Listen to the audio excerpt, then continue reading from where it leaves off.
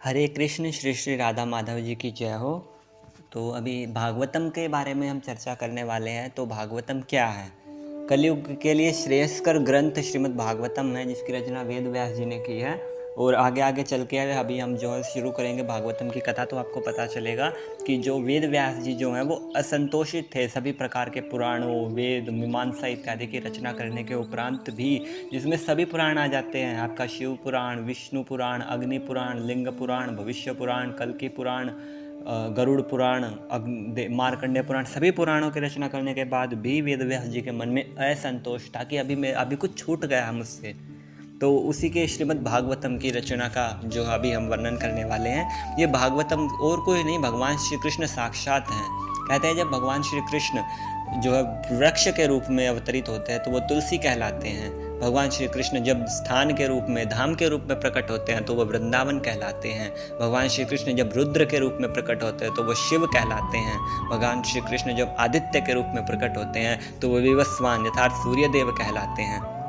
उसी तरह भगवान श्री कृष्ण जब ग्रंथ के रूप में अवतरित होते हैं तो वो ग्रंथराज श्रीमद् भागवतम कहलाते हैं। तो श्रीमद् भागवतम के बारे में कहा गया कि इसके 12 स्कंद हैं, जो कि भगवान का साक्षात दर्शन है।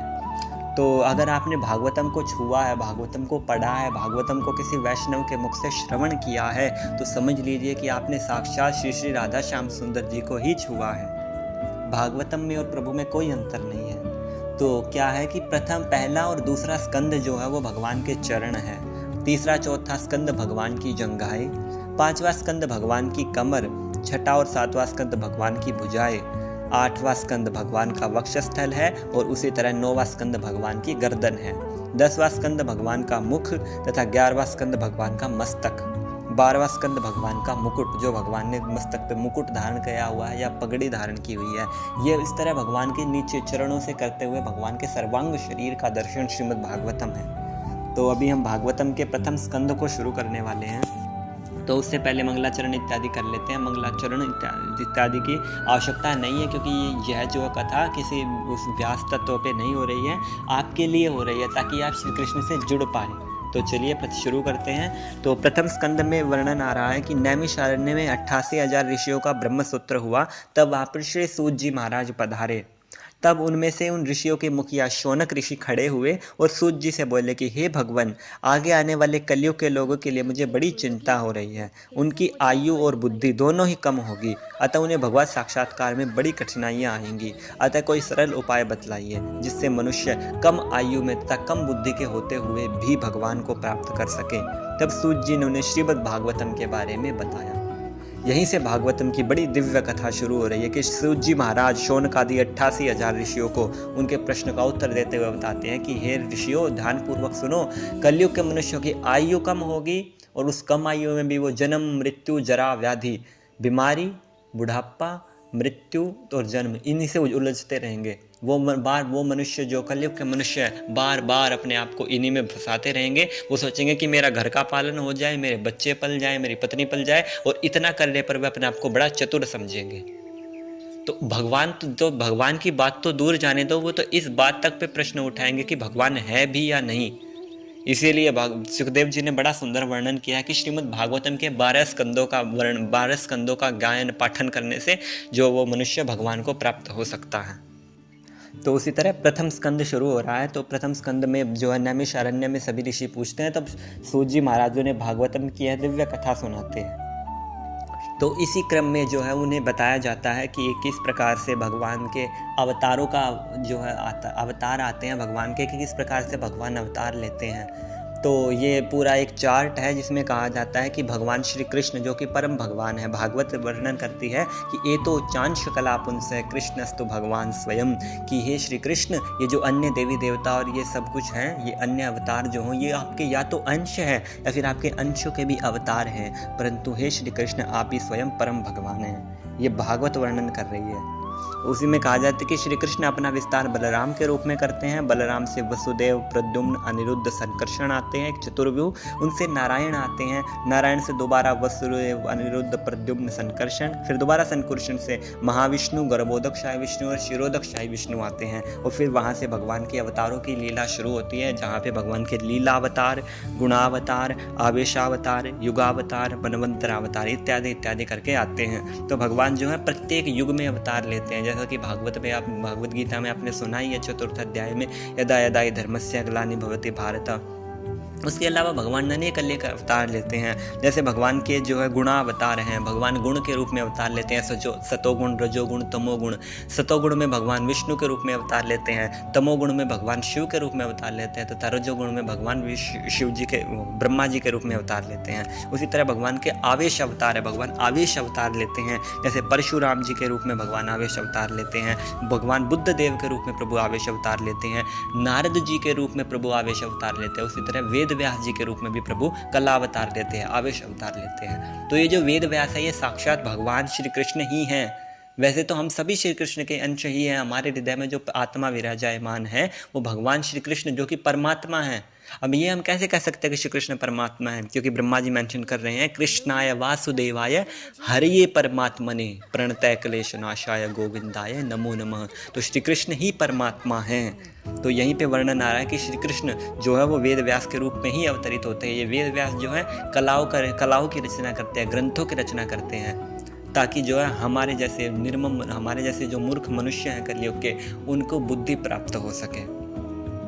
उसी प्रकार से भगवान युगों युगों में अवतार लेते हैं। जैसे सतयुग में भगवान ध्यान के रूप में अवतार लेते हैं, त्रेता युग में भगवान यज्ञ के रूप में अवतार लेते हैं, द्वापर युग में भगवान मूर्ति पूजा के रूप में अवतार लेते हैं, तथा कलयुग में भगवान नाम के रूप में अवतार लेते हैं। कलयुग में केवल भगवान के नाम की महिमा कही गई है कि और आपको कुछ करने की आवश्यकता नहीं है, ना आपको कोई मंदिर पूजा पाठ करने की आवश्यकता है, ना कुछ और, केवल मात्र भगवान का नाम लेना है। भगवान का दिव्य नाम है हरे कृष्ण कृष्ण कृष्ण हरे हरे, हरे राम राम राम हरे हरे। इस प्रकार से मात्र आपको भगवान का नाम लेना है और भगवान का नाम लेने मात्र से ही आप परम धाम को चले जाएंगे। बस आपको इतना करना है। तो इस प्रकार से जो है भगवान के अवतारों का वर्णन हो रहा है प्रथम स्कंद में कि किस प्रकार से भगवान अवतार लेते हैं। तो इसके बाद में आता है कि महर्षि व्यास देव का असंतोष, जैसे कि मैंने आपको बताया था कि समस्त ग्रंथों, पुराणों, मीमांसा इत्यादि की रचना करने के बाद भी वेद व्यास जी के हृदय में जो है असंतोष था। असंतोष भी कैसा कि अपने समस्त ग्रंथ इत्यादि को एकत्रित करके सरस्वती नदी के किनारे उनको आग लगाने के लिए जा ही रहे थे कि भगवान देखते हैं कि ये क्या हो रहा है यहाँ पे। तो भगवान की प्रेरणा से नारद जी वेद व्यास जी के पास जाते हैं तथा उन्हें समझाते हैं कि तुम ये क्या कर रहे हो। तब वेद व्यास जी कहते हैं कि मैंने समस्त ग्रंथों की रचना कर डाली, जितना ज्ञान मेरे पास था मैंने सब लिख डाला, लेकिन फिर भी समाज में मुझे सुधार तो दिखाई नहीं पड़ता। मेरे हृदय में एक अलग सी अशांति उत्पन्न हो रही है, जैसे मान लीजिए मुझसे कुछ छूट गया हो। अब नारद जी तो परम गुरु हैं, गुरु तत्व हैं नारद जी। तो नारद जी वर्णन करते हैं कि हाँ, तुमसे अवश्य छूटा है, तुमने महाभारत तक की रचना कर डाली जिसमें साक्षात कृष्ण का वर्णन है, लेकिन तुमने श्री कृष्ण के बारे में कभी वर्णन नहीं किया। कृष्ण जो कि आत्मा की प्यास है, ये बात सत्य है, भागवतम कह रही है कि भागवत का एक एक श्लोक सत्य है। भागवत में पूरे 18,000 श्लोक है और एक एक सत्य है, एक एक श्लोक सत्य मात्र है। तो भगवान कह रहे हैं, नारद देव क्या कह रहे हैं, नारद भी भगवान का अवतार है, पुराविश अवतार। तो नारद जी क्या बोल रहे हैं कि तुमने अवश्य छूट की है, क्योंकि श्री कृष्ण जो है वो आत्मा की प्यास है। जब तक कोई कृष्ण को प्रसन्न न कर ले तब तक वो जो है सुखी नहीं हो सकता। ये अक्रूर जी भगवान की वंदना करेंगे, 10वें स्कंद में हम आगे सुनेंगे। तो क्या वर्णन आता है कि अक्रूर जी भगवान से क्या कहते हैं कि हे कृष्ण, आप ही समस्त जगत की प्यास हो, क्योंकि पशु, मनुष्य, देवता सभी आप ही को खोज रहे हैं। क्यों? क्योंकि वास्तव में सभी परम आनंद को खोज रहे हैं।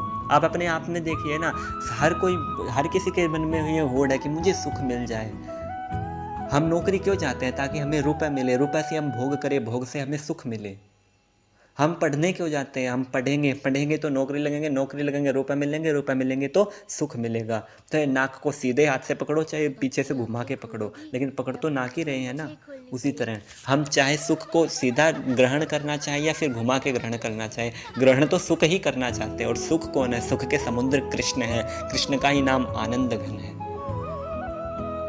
तो इसी प्रकार से जो है वेद व्यास जी के असंतोष का निवारण करते हैं श्री नारद देव जी, और उनको वर्ण बताया जाता है कि आप भागवतम की रचना करिए, जिसमें भगवान की दिव्य दिव्य लीलाओं का वर्णन करिए कि किस प्रकार से भगवान श्री श्याम सुंदर जी ने जो है दिव्य लीलाएं की, वृंदावन की लीलाओं का आप वर्णन करिए, उसमें गोकुल की लीला इत्यादि का वर्णन करिए, भगवान ने किस प्रकार से धर्म की स्थापना की उसका वर्णन करिए, भगवान के भक्तों की लीलाओं का वर्णन करिए, प्रहलाद महाराज के चरित्र का वर्णन करिए, ध्रुव महाराज का वर्णन करिए, कपिल देव का वर्णन करिए, दत्तात्रेय जी का वर्णन करिए, देवहूति, याहुति, प्रसूति, सभी का वर्णन कर दीजिए इस भागवतम में। ये भागवत ग्रंथ नहीं, भक्ति का इंसाइक्लोपीडिया होना चाहिए। ऐसा वर्णन ये भागवत नहीं है, ये साक्षात कृष्ण है, ऐसा वर्णन श्री नारद देव जी कर रहे हैं। तो अब जो है वेद व्यास जी जो है उनके मन में ये बात उत्पन्न हो जाती है, तो वो भागवत के रचने के लिए बड़े उत्सुक हो जाते हैं। तो अभी जैसे आगे चल के कथा आती है कि वेद व्यास जी लिखते हैं इस कथा को, नारद जी अपना चरित्र भी वेद व्यास जी को सुनाते हैं, वो ज़्यादा लंबा हो जाएगा, उसमें आगे नहीं ज़्यादा हम जाएंगे। वेद व्यास जी अपने चरित्र के बारे में बताते हैं कि मुझे किस प्रकार भगवान की दिव्य प्रेमा भक्ति प्राप्त हुई है। तो ऐसे ऐसे करके नारद जो वेद व्यास जी जो है वो भगवान के इस दिव्य ग्रंथ को उत्पित कर देते हैं। देखिए ये ग्रंथ जो है ना वो बनाया नहीं जा रहा है, नारद जी के भगवान की लीलाएं हैं, भगवान की लीलाएं नारद जी के मुख से निकल रही है, नारद जी के मुख से वेद व्यास जी के मस्तिष्क में जा रही है, मस्तिष्क से उनके हाथों के माध्यम से कागज पे आ रही है। बस इतना हो रहा है, वरना भागवतम जो है सदा सर्वदा विराजमान था, है और रहेगा। भागवतम का कभी न अंत होता है, ना भागवत कभी उत्पन्न होती है। ये भगवान की लीलाएं हैं, ये भगवान है साक्षात। भगवान ना मरते हैं ना पैदा होते हैं। भगवान कहते हैं कि जन्म कर्म च मे दिव्यम, भगवान के जन्म कर्म इत्यादि सभी दिव्य हैं। भगवान शाश्वत चिदानंद है। तो इस प्रकार जो है भागवतम की रचना जो है वेद व्यास जी कर देते हैं। तो अभी आगे की कथा आ रही है सुखदेव महाराज की कथा। प्रथम स्कंद में वर्णन आ रहा है कि अब सुखदेव जी का जन्म कैसे हो रहा है। तो कथा आती है, बड़ी कथा है तो हम डीप में नहीं जाएंगे। तो भगवान शिव माँ पार्वती को ये दिव्य कथा, क्योंकि भगवान शिव भी वैष्णवा नाम यथा शंभो, शिव जी भी ठाकुर जी के बड़े भक्त हैं। कहते हैं कि वैष्णवों में सबसे उत्तम कोई है, ठाकुर जी के भक्तों में सबसे उत्तम कोई है तो वो शिव जी और माँ पार्वती हैं। तो अगर कोई कृष्ण भक्ति को प्राप्त करना चाहता है तो शिवजी और माँ पार्वती का ध्यान अवश्य करे, उन्हें अवश्य प्रणाम करे, उनसे कहे कि हमें भगवान की भक्ति प्रदान करो। तो यहीं से भगवान की आगे की लीलाएं शुरू होती हैं कि भगवान जो किस प्रकार से सुखदेव महाराज उत्पन्न हो रहे हैं। सुखदेव जी महाराज जो है, भगवान को पता चलता है शिव जी को कि ये तोता मेरी कथा सुन रहा था, तो शिव जी उठा लेते हैं त्रिशूल। तो वो तोता सुखदेव जी जो है भाग करके वेद व्यास जी की पत्नी जो कि उबासी ले रही थी उनके मुख से माध्यम से उनकी गर्भ में प्रवेश कर जाता है और 14 साल तक, 14 या 16 साल तक जो है अप्रोक्स उनके गर्भ में ही रहता है। अब गर्भ में उन्हें पूर्ण ज्ञान की प्राप्ति हो जाती है, क्योंकि भागवतम को सुन लिया। अब उनमें बाहर आने की इच्छा ही नहीं है। वो कहते हैं कि जैसे ही मैं माँ के गर्भ से बाहर निकलूंगा भगवान की माया मुझे जकड़ लेगी, ये घर परिवार पैसा रुपए धन इत्यादि मतलब मोह मुझे घसीट लेगा, आसक्ति मुझे घसीट लेगी, मुझे बाहर ही नहीं आना। 14 साल हो गए, वेद व्यास जी परेशान, वेद व्यास जी की पत्नी परेशान कि ये क्या हो रहा है।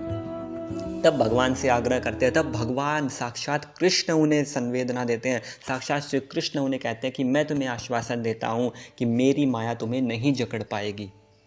देखिए कितना सुंदर, सोचिए साक्षात कृष्ण जिसे ये बात बोल रहे हैं कि मेरी माया तुम्हें नहीं जकड़ पाएगी, उस इंसान को वो इंसान कितना लिबरेटेड इंसान होगा, कितना स्वतंत्र इंसान होगा जिसको भगवान आश्वासन दे रहे हैं कि तुम मेरी माया में नहीं फंसोगे, इस मोह माया आसक्ति बंधन कर्म बंधन इत्यादि इन सब में तुम नहीं फंसोगे, भगवान बोल रहे हैं। तो इस प्रकार से जो है सुखदेव जी महाराज वर्णन करते हुए सुखदेव जी महाराज बाहर निकलते हैं और जैसे ही निकलते हैं भाग जाते हैं घर से। देखिए सुखदेव जी का वर्णन देखिए, जैसे ही घर से निकलते हैं वहाँ से भाग जाते हैं। तो वेद व्यास जी जो है 2 श्लोक, भागवत के 2 श्लोक है, आगे आएंगे 10वें स्कंद में, तो 2 श्लोकों के माध्यम से उन्हें वापस खींच लाते हैं। जैसे ही सुखदेव जी के कान में ये 2 श्लोक पढ़ते हैं भागवतम के 10वें स्कंद के, वो उन्हें सुनते हैं, ये तो मैंने सुने हुए हैं। सुखदेव जी को महसूस होता है, वो वापस आ जाते हैं। तो अब जो है आगे की कथा आ रही है कि महाभारत का वर्णन हो रहा है यहाँ पर कि अश्वत्थामा किस प्रकार से द्रौपदी के पुत्रों को मार करके जो है वापस जाता है दुर्योधन के पास में, और दुर्योधन कहता है कि तुमने ये बड़ा गलत किया है। तो उसके बाद में अर्जुन के द्वारा जो है अश्वत्थामा का मान मर्दन इत्यादि किया जाता है, और वेद व्यास जी के ही आश्रम में ये सब हो रहा होता है कि जो अर्जुन है जो ये अश्वत्थामा है, ये ब्रह्मास्त्र छोड़ देता है उत्तरा के गर्भ में, और उत्तरा के गर्भ में कौन पल रहा है? अभिमन्यु की पत्नी है उत्तरा, और उत्तरा के गर्भ में पल रहे हैं परीक्षित महाराज, जो कि भागवत के उत्तम श्रोता हैं। भागवत उनके गर्भ में जो है परीक्षित होते हैं, तो उनको उसमें छोड़ देता है, तो जो है सभी बड़े परेशान हो जाते हैं। कुंती, युधिष्ठिर इत्यादि सभी भगवान की वंदना करते हैं कि भगवान ये आखिरी वंशज है, इसे बचा लो, कृष्ण इसे बचा लो, कृष्ण इसे बचा लो।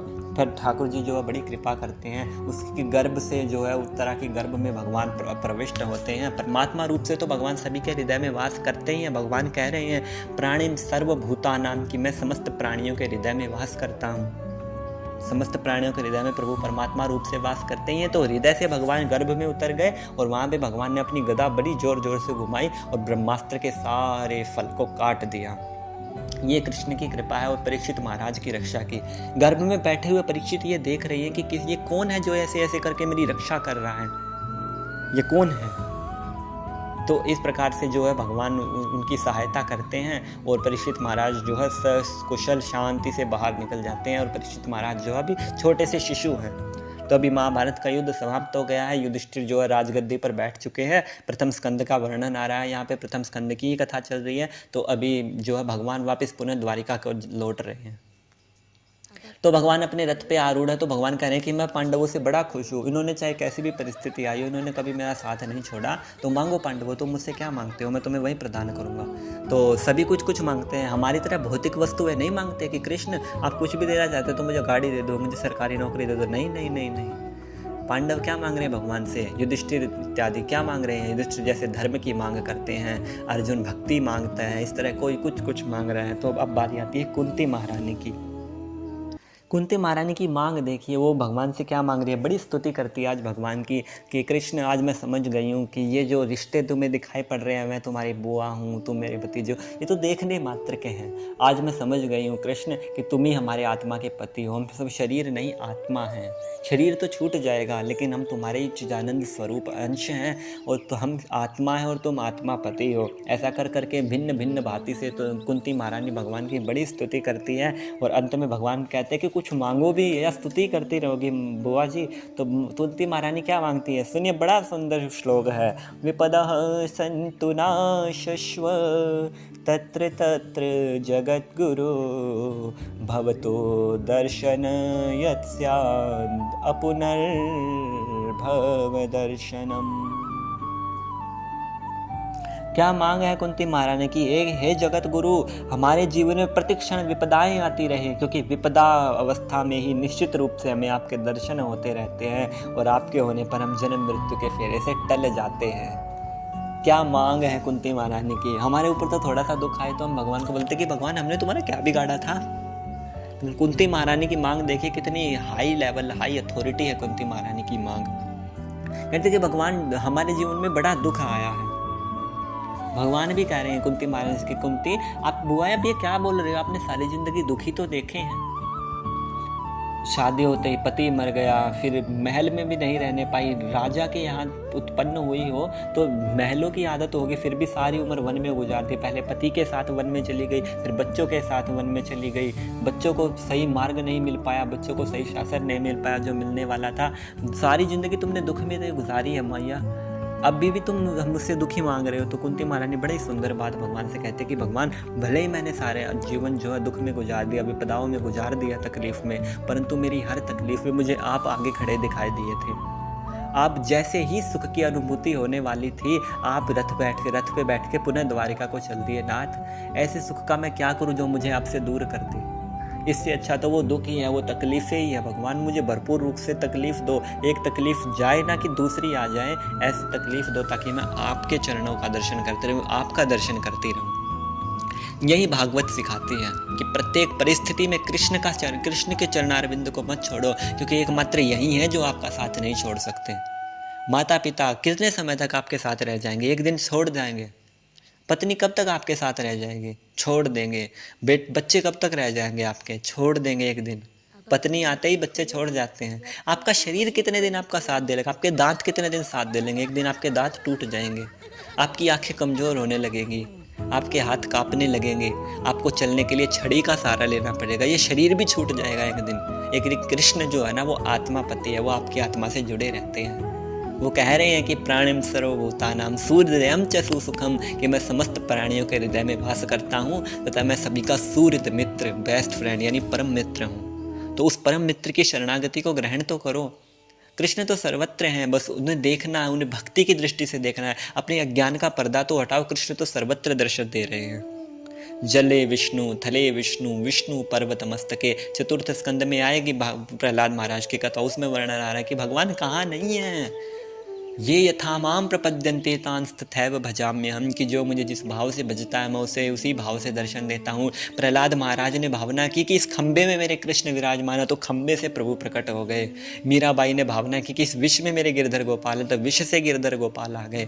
नरसिंह जी ने जो भावना की कि इस भारत के पाटड़े पे, इस भात की पटड़ी पे भगवान विराजमान है, तो वहीं पे कृष्ण आ गए। धन्ना जाट ने भावना की कि इस जो सिलवट्टे में मेरे कृष्ण, तो सिलवट्टे से भगवान प्रकट हो गए। ये यथा माम प्रपद्यन्ते तांस्तथैव भजाम्यहम्। तो इस प्रकार से जो है कुंती महारानी भगवान से भिन्न भिन्न करके जो है मांग रही है भगवान से। तो कुंती महारानी की मांग को पूरी करते हुए भगवान और दिन रुक जाते हैं हस्तिनापुर में। तो अब जो है सभी भगवान जो है सभी पांडवों को, कुंती महारानी को, द्रौपदी, सुभद्रा और छोटे से परीक्षित महाराज को लेकर के जो है भगवान जाते हैं यहाँ भीष्म पितामह के पास। अब भीष्म पितामह के शरीर त्यागने का समय आ गया है। भीष्म पितामह जो है भगवान के दर्शन करते हुए भिन्न भिन्न प्रकार से उन्हें ज्ञान देते हैं, राज धर्म का ज्ञान देते हैं। भागवत में बड़ा वर्णन आता है। कथा जो है लंबी हो जाएगी वीडियो। ये हमें जो है इस कथा का मूल मोटिव है भक्ति को उजागर करना। वैसे भागवत में अनेक तत्वों के ऊपर जो है प्रकाश डाला गया है। प्रेम तत्व है, ज्ञान तत्व है, राग तत्व है, वैराग्य तत्व है, संन्यास तत्व है, ब्रह्मचर्य तत्व है, राज तत्व है, अनेक तत्व है। लेकिन हमने भक्ति के तत्व पर प्रकाश डालना है। तो ये प्रसंग भक्ति तत्व से संबंधित नहीं है, लेकिन फिर भी जो है हर तत्व भक्ति से ही निकला हुआ है। तो अंत में भीष्म पितामह जो है युधिष्ठिर को अनेक ज्ञान देते हुए श्री कृष्ण के आगे जो है हाथ प्रणाम करते हैं और श्री कृष्ण का दर्शन करते हुए अपने शरीर को छोड़ते हैं, जिन्हें इच्छा मृत्यु का वरदान प्राप्त था। तो इस प्रकार जो है इस प्रकार से जो है भीष्म पितामह भी भगवान के परम धाम को जाते हैं। अब जो है भगवान श्री कृष्ण भी अपने द्वारका धाम को जो है चले जाते हैं। द्वारका धाम में भगवान जाते हैं और वहाँ पे भगवान का भव्य स्वागत होता है। भगवान की 16,108 रानियाँ जो हैं भगवान का दिव्य स्वागत करती है। अब जो है विदुर जी उपदेश करते हैं धृतराष्ट्र और गांधारी को कि धृतराष्ट्र जो है इतना आसक्त था अपने राज्य के प्रति कि अभी भी मानने को तैयार नहीं था कि युधिष्ठिर राजा बन गया है, अभी भी पकड़ा बैठा था। तो विदुर महाराज उन्हें उपदेश देते हैं कि अब तुम्हें वन में जाकर भगवान की भक्ति करनी चाहिए। तो गांधारी और धृतराष्ट्र दोनों वन में जाकर के संन्यास आश्रम धारण करते हैं और वहीं पर भगवान की तपस्या करते हैं। तो इस तरह जो है युधिष्ठिर महाराज कुछ समय के लिए हस्तिनापुर पर शासन करते हैं और अब जो है कलयुग का समय आने वाला है। तो जो है भिन्न भिन्न प्रकार से अपशगुन देखते हैं युधिष्ठिर महाराज, अनेक अपशगुन देखते हैं। तो इन सभी जो है अपशगुनों को जैसे ही अब युधिष्ठिर महाराज देखते हैं तो वो समझ जाते हैं कि कुछ गलत हुआ है। तो द्वारका संदेशा भिजवाते तो पता चलता है कि भगवान श्री कृष्ण जो है ना परम धाम को जा चुके हैं। भगवान श्री कृष्ण इस धरती लोक से अपनी लीलाएं समाप्त करके अपने दिव्य धाम को जा चुके हैं। तो अब पांडव सोचते हैं कि हम भी यहाँ पर क्या करेंगे। तो पांडव भी चल पड़ते हैं। सभी पांडव जो है परीक्षित महाराज को जो है राजा बना देते हैं और राजा बनने के उपरांत सभी पांडव जो है भगवान के धाम के लिए निकल जाते हैं, हिमालय पर्वत की ओर निकल जाते हैं द्रौपदी को लेकर के। तो इस प्रकार जो है सभी पांडव जो है परीक्षित महाराज को राजा बना करके चले जाते हैं। अब परीक्षित का राज्य प्रारंभ हो जाता है। पांडवों का आखिरी राजा है पांडव वंश में परीक्षित महाराज, तो उनका राज्य प्रारंभ हो जाता है।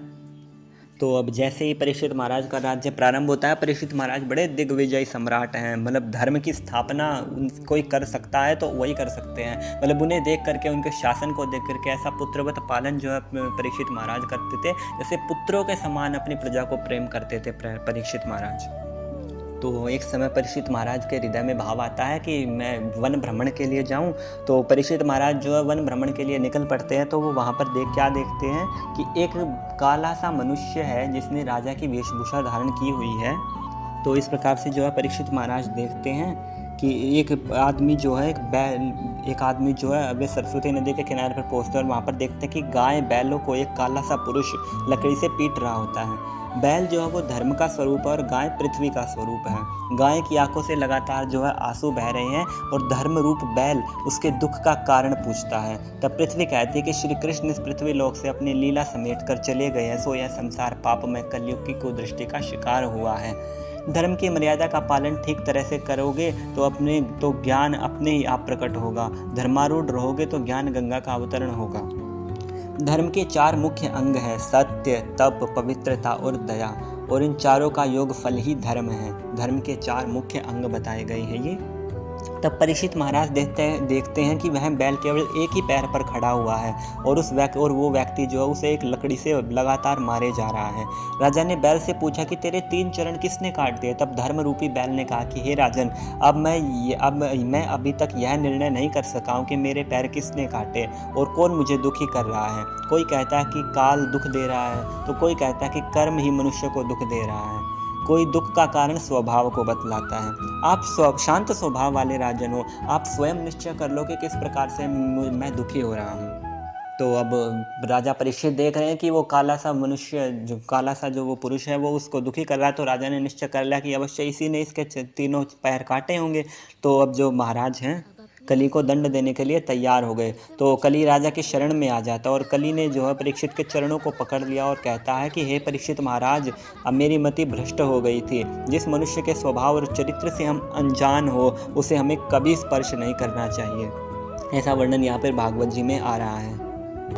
तो अब जो है कली जो है भगवान परीक्षित महाराज की शरण ग्रहण करता, बोलता कि कली कहता है कि मैं कहाँ जा सकता हूँ। तो परीक्षित महाराज जो है उन्हें कहते हैं कि तुम यहाँ से चले जाओ। तो फिर कलियुग कहता है कि मैं कहाँ जाऊँ जब तक आपका शासन है। तो जो परीक्षित महाराज है वो बड़े चतुर थे, तो वो उन्हें कहते हैं कि मैं तुम्हें 4 चीज़ों में स्थान देता हूँ कि इन 4 चीज़ों में चले जाओ, जहाँ पर मांसाहार हो रहा हो और जहाँ पे मांसाहार होता हो, जहाँ पे मदिरापान होता हो, जहाँ पे वैश्यावृत्ति होती हो और जहाँ पर जुआ खेला जाता हो। इन 4 स्थानों पे मैंने तुम्हें वास दिया। भगवान कहते हैं, वो परीक्षित महाराज उन्हें स्थान देते हैं। तो अब जो है परीक्षित महाराज बड़े बुद्धिमान, उन्हें पता था कि समस्त पृथ्वी पर परीक्षित महाराज का राज्य है और उनके राज्य में ऐसा हो ही नहीं सकता कि ये 4 चीज़ें हों। तो कलयुग सारी पृथ्वी घूम लिया लेकिन उसे ये 4 स्थान नहीं मिले। तो वो पुनः परीक्षित महाराज के पास जाता और कहता है कि भगवान महाराज, ये आपने क्या किया मेरे साथ? आपने तो मेरे साथ छल किया है, मुझे तो कहीं पे स्थान ही नहीं मिला, तो मुझे एक स्थान अवश्य दीजिए और एक स्थान और दीजिए। तो जो परीक्षित महाराज उन्हें कहते हैं, चलो ठीक है, मैं तुम्हें स्थान देता कि तुम चोरी के सोने में जाओ, चोरी किया हुआ धन, चोरी किया हुआ सोना, तो मैं तुम्हारा वास उसमें करता हूँ। तो बोले ठीक है। तो ऐसी ये लीला आती है, भगवान की लीला है। देखिए कैसे भगवान उन्हें लीला कर रहे हैं। प्रथम स्कंद ही चल रहा है अभी। तो अभी प्रथम स्कंद में अंतिम भाग में हम पहुंच चुके हैं कि परीक्षित महाराज को श्राप लगता है श्रृंगी का। कैसे लगता है वो सुनते हैं। तो एक बार जो है वो है राज कपाट खोले जाते हैं, जो राजकोष होता है उसके। तो जरासंध जो कि दुष्ट राजा था, चोरी से उसका धन लाया गया था, क्योंकि भीमसेन ने उसके दोनों शरीर के 2 भाग अति मानवीय काम किया है, मानवीय कार्य किया था। तो उसके जो मुकुट था वो परीक्षित महाराज ने अपने मस्तक पे धारण कर लिया, जो कि सोने का था और चोरी का था, यानी कि धर्म से नहीं कमाया गया था। तो कलयुग ने जो है राजा परीक्षित के मस्तक पे बैठ गया। तो अब कलयुग ने अपना खेल खेलना शुरू किया। कलयुग ने जो है परीक्षित महाराज की बुद्धि भ्रष्ट कर दी। देखिए कलयुग वैसे तो परीक्षित महाराज सभी का पुत्रवत पालन करते थे, चाहे उनके राज्य में पशु पक्षी क्यों ना हो, वो उनके साथ भी अपने पुत्रों की तरह पालन जो है व्यवहार करते थे। लेकिन फिर भी उनके हृदय में आया कि आज मैं शिकार खेलने जाऊं। देखिए परीक्षित महाराज जो आज तक कभी शिकार खेलने नहीं गए, शिकार इत्यादि नहीं किया, वो आज शिकार खेलने के लिए चले गए और जलते हैं, वन में जाते हैं। उन्हें प्यास लगती है तो वो पहुंच जाते हैं शमीक ऋषि के आश्रम में। तो शमीक ऋषि को बोलते हैं कि मुझे पानी मिलेगा। शमीक ऋषि उत्तर नहीं देते, मुझे बोले पानी मिलेगा, नहीं उत्तर देते। तो बड़े गुस्सा होते हैं, बोले ये कैसा राज्य है, ये कैसा ऋषि है, मैं इस राज्य का, इस देश का राजा हूँ और मैं जहाँ जाता हूँ वहाँ मेरी भर भर के आवभगत होती है और ये मुझे कुछ भी नहीं बोल रहा है। तो वहीं पे किनारे पे एक मरा हुआ सांप पड़ा हुआ था, उसको उठा करके शमीक ऋषि के गले में डाल देते हैं और वहाँ से चले जाते हैं। अब ये कार्य वहाँ पे आश्रम में एक छोटा सा बच्चा देख रहा था, वो भागा भागा भागा भागा जाता है, जो सरस्वती नदी में स्नान कर रहे थे शमीक ऋषि के पुत्र श्रृंगी, वो सुनते हैं और इतना गुस्से में भर जाते हैं कि जिस मूर्ख राजा ने श्राप दे डालते हैं हाथ में सरस्वती नदी का पवित्र जल लेकर के, कि जिस मूर्ख राजा ने अपने अहंकार के मद में मेरे पिता के गले में मरा हुआ सांप डाला है, मैं उसे श्राप देता हूँ कि आने वाले 7 दिन के बाद उसे तक्षक नाग काटेगा। ऐसा श्राप श्रृंगी देता है। अब जैसे ही श्राप पड़ता है शमीक ऋषि की आंखें खुल जाती हैं। अब शमीक ऋषि बोलते हैं कि तुमने ये क्या किया। वो राजा बड़ा पुत्रवत था, ये सब कलयुग की चाल थी ताकि परीक्षित महाराज मर सके, क्योंकि जैसे ही परीक्षित महाराज मरेंगे कलयुग आएगा, कलयुग होगा तो धर्म की हानि होगी, तुमने तो धर्म की हानि करने के लिए बढ़ावा दिया है। तो शमीक ऋषि बड़े दुखी हुए और वो जा करके परीक्षित महाराज के पास बताते हैं कि तुम्हें ऐसे ऐसे करके मेरे पुत्र ने श्राप दे दिया है। और ऋषि के मुख से निकला हुआ वाक्य, वो भी पवित्र नदी में हाथ में जल लेकर के, जल में लिया हुआ संकल्प कभी खाली नहीं जाता। अतः हे राजन, तुम्हारी मृत्यु निश्चित है। अब परीक्षित महाराज के हृदय में बड़ा डर उत्पन्न होता है, क्योंकि सारी उम्र हो गई, भगवान की भक्ति इत्यादि कुछ की नहीं है, अब अंत समय आ गया है, अब मैं कैसे बचूं। तो परीक्षित महाराज क्या करते हैं, अनशन व्रत धारण कर लेते हैं, सभी जो है तुरंत अपने घर बार को त्याग देते हैं। परीक्षित महाराज का पुत्र है जन्मजीय को त्याग देते हैं, अपनी पत्नी को त्याग देते हैं और स्नान करके गंगा नदी के किनारे बैठ जाते हैं। अनशन व्रत कि कोई मुझे आए और मुझे उत्तम जो है जप तप इत्यादि कुछ बतलाए जिससे मैं भगवत धाम जा सकूं। अब ये जो बात है कि परीक्षित महाराज को जो है श्राप लगा है, जंगल में जैसे आग फैलती है उसकी तरह फैल गई, सारे ब्रह्मांड में ये बात फैल गई कि परीक्षित महाराज को श्राप लग गया। अब जैसे ही ये बात सारे हर तरफ फैलती है परीक्षित महाराज के श्राप की, तो जो है सुखदेव जी देखा चले आ रहे हैं। दूर से सुखदेव जी महाराज की कांति अलग ही दिखाई पड़ती है। ये वही सुखदेव जी हैं जो भगवान की भागवतम को पूर्ण से श्रवण कर चुके हैं। वो वहाँ पर जो है आते हैं परीक्षित महाराज को दिव्य कथा का रसास्वादन करवाने के लिए। अब सुखदेव जी महाराज आते हैं तो देखते हैं कि परीक्षित तो बड़ा डरा हुआ है। तो भगवान सुखदेव जी महाराज जी ने वर्णन करे कि हे राजन, तू घबराता क्यों है, अभी तो तेरे 7 दिन बाकी है, 7 दिन तो बहुत हैं। जो है एक ऋषि थे, मुझे नाम से ध्यान से निकल गया, अभी भागवत में आगे प्रसंग आएगा तो ध्यान आएगा कि उनके पास तो एक मुहूर्त का समय था, सिर्फ 3 घंटे का समय था, तो उन्होंने 3 घंटे में भगवत प्राप्ति कर ली। तेरे पास तो 7 दिन है, 7 दिन थोड़े नहीं होते हैं। तो सुखदेव जी कहते हैं कि तुम क्यों घबराते हो, अभी तो तुम्हारे पास 7 दिन बाकी है। इन 7 दिनों में मैं तुम्हें कृष्ण कथा का ऐसा भजनानंद प्रदान करूंगा जिससे तुम्हारी मृत्यु तो क्या, स्वयं काल तुम्हारे समक्ष खड़ा हो जाएगा ना, तब भी तुम हंस के बोलोगे कि हाँ ले जा मुझे। तो इस प्रकार से जो है भागवत की कथा फिर सुखदेव जी महाराज परीक्षित को सुनाते हैं। तो यहीं पे प्रथम स्कंद कंप्लीट हो जाता है। भागवत के प्रथम स्कंद में जो है यही कथा इत्यादि दी गई हैं, जिसमें जो आप दोबारा इन टॉपिक्स को रिवाइज कर सकते हैं, आप नोट्स बना सकते हैं। तो इसमें सर्वप्रथम जो है भगवान का वर्णन आ रहा है कि किस प्रकार से सूत जी महाराज जो है शौनकादि ऋषियों को भागवतम की कथा सुना रहे हैं। तो उसके बाद भगवान के अवतारों का वर्णन आ रहा है, वेद व्यास जी का असंतोष, नारद जी का चरित्र आ रहा है, फिर उसके बाद में जो है सुखदेव जी की कथा आ रही है, और फिर अश्वत्थामा द्वारा द्रौपदी के पुत्रों का वध आ रहा है, परीक्षित महाराज का किस प्रकार से जन्म होता है, कुंती के द्वारा कैसे भगवान की स्तुति की जाती है, भीष्म जी का जो शरीर त्याग आ रहा है, उसके बाद भगवान का द्वारका गमन, भगवान का लीला प्रस्थान होता है, फिर जो पांडवों का और द्रौपदी का स्वर्गारोहण होता है, और फिर जैसे अंत में करते हुए जो कैसे परीक्षित राजा बनते हैं, और फिर परीक्षित को श्राप लगता है, 7 दिन बाद उन्हें तक्षक नाग डसेगा, और फिर जो है वो जो है सब कुछ त्याग करके गंगा नदी के किनारे बैठते हैं, और सुखदेव गोस्वामी आते हैं और उन्हें परम कथा सुनाते हैं। तो यहाँ पे प्रथम स्कंद कंप्लीट हो जाता है। सेकंड स्कंद की वीडियो जो है जल्दी आपके साथ ही शेयर होगी, तब तक इस वीडियो को शेयर कीजिए, क्योंकि इस वीडियो को शेयर करने से आपको कृष्ण प्रेम ही प्राप्त होगा। सुनिए, समझिए, 1 बार समझ में ना आए 2 बार सुनिए, 3 बार सुनिए, इस कथा को नित्य सुनते रहिए, क्योंकि इस कथा को भागवतम को सुनने से जो है हम भगवान को ही स्पर्श कर रहे हैं। ये भागवत का प्रथम स्कंद है, यानी कि आज आपने भगवान के पहले चरण को छू लिया। दूसरे चरण की वीडियो जल्दी आपके पास आ जाएगी। तब तक के लिए हरे कृष्ण। श्रीमती राधा रानी की जय। ग्रंथराज श्रीमद्